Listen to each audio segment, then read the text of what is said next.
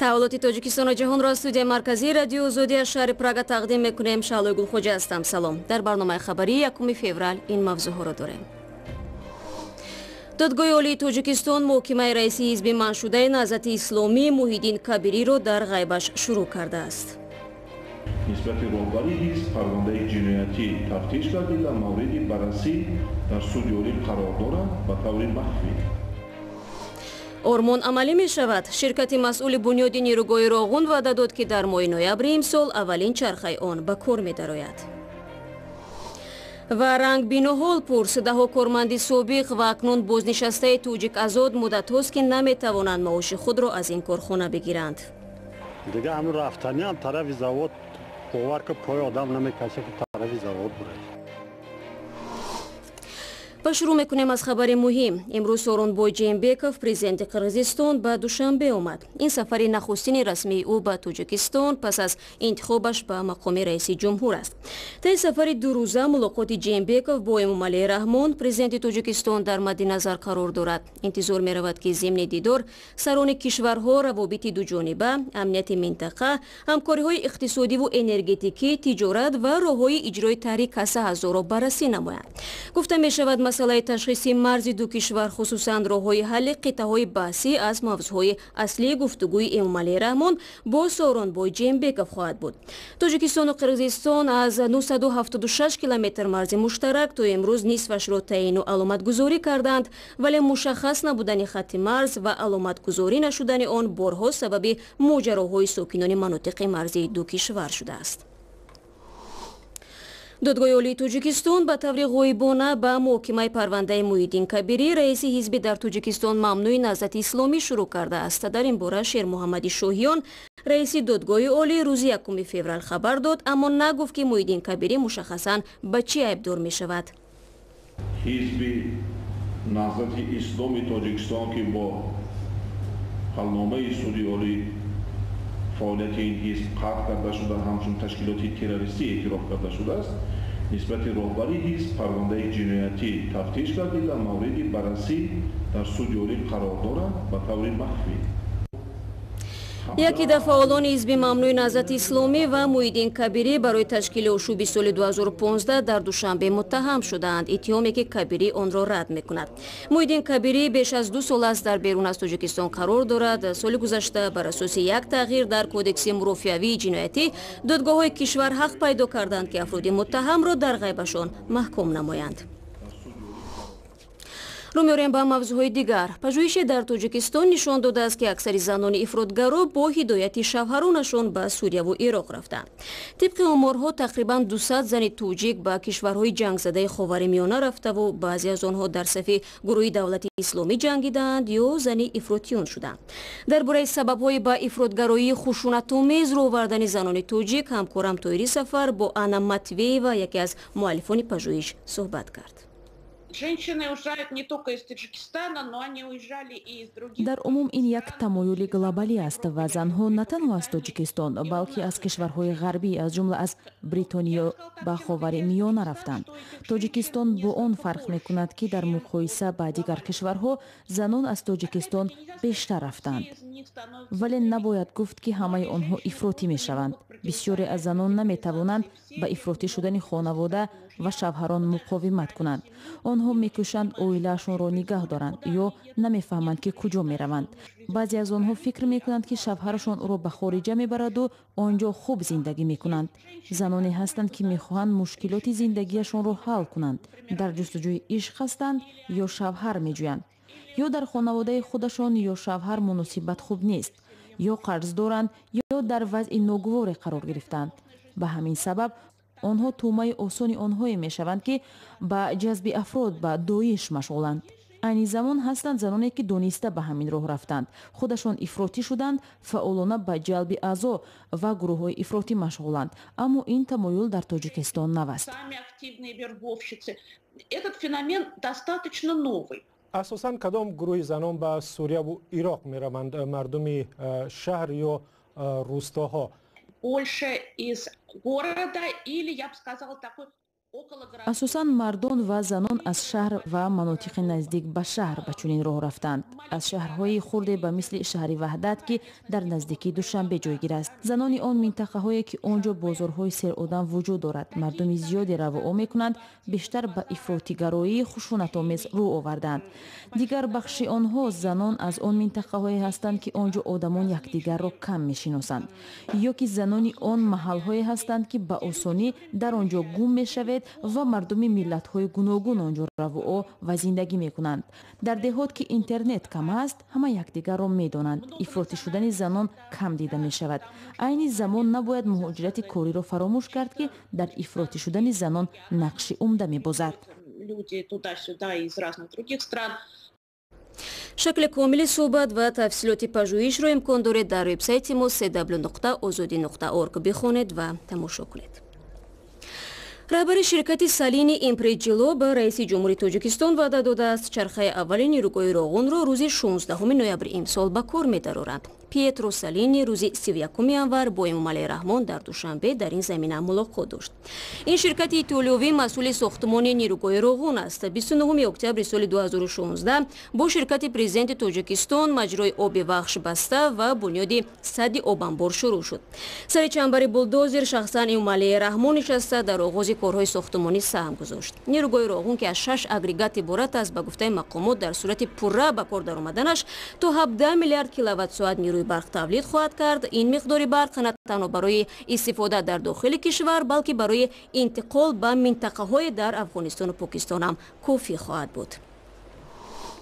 шумо барномаи хабарии радиои Озодиро тамошо доред. Тоҷиказот замони азимтарин корхонаи истеҳсоли нуриҳои минералӣ ки чанд сол ба ин сӯ ба қавле аз даст ба даст гузашт, тирамоҳи соли гузашта ба чиниҳо супорида шуд.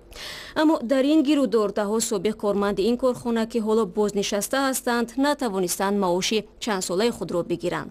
онҳо мегӯянд ҷавонияшонро ба кор дар Тоҷиказот бахшиданд ва ҳоло дар синни пирӣ рӯ ба раҳми худо монданд.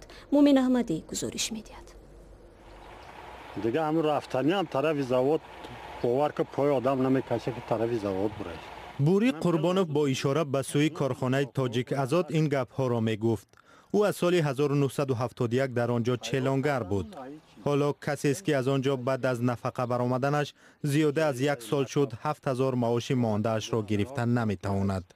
زیاده 45 سال در همین زواد مهنت کرده و آمده در عین مثال سال بلند پیران سالگی اکن چی بگم یک اکن هیچی گفتن هم داخل چی نمیتونم گفته. کارخانه تاجیکازاد را که بزرگترین استحصال کننده نیروهای مینرالی در تاجیکستان است، سال 2001 میلیاردر اوکراینی دیمیتری فیرتاش 75% سهمیش را از دولت خرید و سال 2014 باز دولت در یک بحث دادگاهی سند خرید و فروش را بیکار نموده آن را ملی کرد. در این بین 600 کارگر بر رخصتی بیمزد فرستاده شدند. سال 2015 با 360 میلیون سرمایه تاجران چینی صاحب ملک اساسی آن شدند و به نیروهای آسیا تبدیل نام کرد. وعده هم همین بود که کارگران از رخصتی بیمزد بازخوانده می شوند. بر طبق سازشنامه قرضهای کارخانه را باید دولت می پرداخت. 2.5 میلیون سامانی قرض این کارخانه معاش پرداخت نشده کارگران است. ایدیمت عبداللهیف در شرکت نوریهای آسیا مسئول محافظت مهنتی کارگران است و زیاده از 1 سال می شود با عرض و درخواست کارگران بیمزد مانده مشغول است. هستن کارگرانی که مبلغشون کم 8000 آمد، 35000 آمد، 15000 آمد. هم کارگرانی که سبب موزیمر گرفته نتوانستن بسیاری هم قلبی در کارخانه ما حاضر کار و فعالیت کرده شدند. رحمان علی گدایوف 22 سال در تاجیکازاد کار کرده است. باید نفقه امتیازی بگیرد. با او گفتند بر طبق مقررات نفقه او را باید تا 10 سال کارخانه بپردازد. میگوید 2 سال باز مبلغ نفقه‌اش را نگرفته است که در مجموع 11000 سامانی را تشکیل می‌دهد. خود مراجعت کردیم، هم داوانی هم خطی با حکومت شهر سربان. خیلی گفتن که ولی بعد میشد نکنده فهمیدم که کی میشد. رحمان علی گدایف میگوید 10 فرزند دارد. یک چند نفرشون در اداره‌های دولتی کار میکنند. تامین روزگار بر عهده آنهاست. حالا دیگر شکر برداشتنی آنها دارد. барномаро идома медиҳем. мақомоти тоҷикистонро то рафт камнаслу хурдҷуса шудани зоти говҳои маҳаллӣ нигарон кардааст. онҳо кӯшиш доранд борои бордоркунии сунъӣ аз ҳисоби говҳои русияву эрон шумораи чорвои ғӯшзотро бештар намоянд. Сарви Нозируҳулло бо ҷузъиёти ин мавзӯъ шуност. бухӯҳои элита гирифта гова мисол 1 сол 2 сол бордор мекунем. вақте ки бо ки гусалҳои худмон ғонаҷунае ки дорем дар инҷа мисол тайёр шудан ки мехоҳем ки бухамонем, пеш аз ия бухамондан мисол бо буха алиш мекунем. убайдулло сатторов барои он насли говҳояшро доим ба қабли тоза нигоҳ медорад ки як гӯшаи зиндагиаш аз пушти ҳамин чорво аст. говҳое ки вай нигоҳубин мекунад аз зоти маҳаллӣ фарқ дорад. нутфаҳои говҳои навъи миёнсиёҳи русиро ба таври сунъӣ ба говҳояш бордор карда ва инак чанд сол аст насли онҳоро парвариш мекунад. нутфа аз лаборатория гузаронда мисол оригиналша мегӯянд ки мақсад ҳамин гусала мисол 1 солаш чин 2 сола бояд шавад. мо рости гап кардем хеле хаята дута гирифтем. солҳои охир мақомоти тоҷикистон талош доранд бо шеваи бордоркунии сунъӣ шумори чорвои хушузотро зиёд кунанд. кишоварзон мегӯянд говҳои маҳаллӣ ки 80% он дар дасти сокинон аст, сол аз сол каммаҳсул ва сифати зотнокии онҳо паст мешавад. ин гусола ки ҳоло шумо мебинед ҳамагӣ 3 рӯз дорад ва ҳамин ҳоло ба ҳавои берун одат мекунад. ин навъи олмонӣ аст ва ба шакли бордоркунии сунъӣ таваллуд шудааст. вале ин гусолаҳо ки ҳоло 2 рӯза ва 5 рӯза ҳастанд, ба фарқ аз гусолаҳои маҳаллӣ дар қад ва ҳаҷму зоҳир воқеан аз гусолаҳои маҳаллӣ фарқи зиёд доранд. ба гуфтаи табибони бойтор, говҳое ки аз тариқи бордоркунии сунъӣ гусола таваллуд мекунанд, дар як марҳила ҳар як сар модагов аз 5 то 7 ҳазор литр шир медиҳад. модагови мо маҳаллӣ буд. аз ҳамин гов қисоби миёна та 8-10 литр шир мегирифтем. аз ҳозир бошад зотҳои яъне ҳозир изроилӣ яъне модагово шумо дидесен, ҳама ин говҳои мо зотҳои изроилӣ мебошад. қисоби миёна як рӯзи шабакарӯз 20-25 литр шир гирифта истодем. ин буқаи зотӣ ки бештар аз 1 тонна вазн дорад 6 сола аст ва дар ин хоҷагӣ барои бордоркунии табиӣ истифода мешавад. модари ин буқа ҳам аз нутфаҳои исроилӣ аст. дар як соли гузашта дар тоҷикистон аз роҳи бордоркунии сунъӣ беш аз 25 ҳазор сар гусолаи хушзод гирифта шудааст ки нисбати як соли пеш 1000 сар зиёд аст.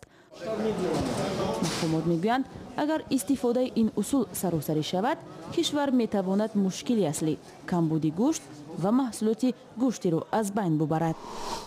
аз чорводорӣ дар тоҷикистон ба афғонистон рӯ меорем ки дар онҷо паррандаҳои хонагиву хушхон талаботи зиёд доранд. дар бозори молфурӯшии ин кишвар чаҳчаҳ ва ҷангидани навъҳои гуногуни паррандаҳо мардуми хушунадидаи афғонро барои муддате аз гирӯдори зиндагӣ дур мекунад. хурусу капт ва булбулу кабутар бо вуҷуди ғаму фишори ҳаррӯза сокинони Кобул ҳавсала доранд ки ба бозор бираванд ва барои таскини дили худ парранда интихоб кунанд. барои нафаре ин дилхушӣ аст, барои дигаре тиҷорат ва василаи рӯзгузаронӣ. дар миёни мардуми афғон хурусҷанг маъмул аст. барои ин беҳтарин хурусҳоро дар шимоли Афғонистон парвариш мекунанд ки миллион афғонӣ нарх дорад. дар баробари хурусҷанг афғонҳо ба каптҷанг низ таваҷҷӯҳ доранд. 60 سال شده که برم من کاوکاز هستم. در کابل هم اول در خطاب نام دارم، در کل افغانستان کل دنیا مرا میشناسه. اساساً این پرنده ها را در کوه ها می‌دارند و سپس در شرایط خانه پرورش می‌کنند و مشق می‌دهند. ولی در بازار افغانستان نوع‌های نادر را نیز دیدن ممکن است که از کشورهای همسایه مثل ایران و پاکستان آورده شدند. سال گذشته تعداد چنین پرنده های خارجی همگی چند دانه بود. این محبوب ترین شغل کلکسیونران اصیل است. معمولا مردم در کنار پرنده های زیبا مشکل روزگار را فراموش میکنند. در پی حمله های پیوسته جنگجویان در افغانستان بیشتری ساکنان آسیبی روانی دیدند. تکلیف حساب دارم، برای من خود دکتر تصویه که توی پرنده نگاه کنه، در خانه یا در بام. من میال 40 تا 50 تا کفتر خودم در بام دارم. واقعا هم پرنده‌های خوشخوان درد آدم رو توبت میکنند، هرچند پرورش آنها کاری آسان است. برنامه امروز ما پایان یافت. تا برنامه پرداختنی قطار.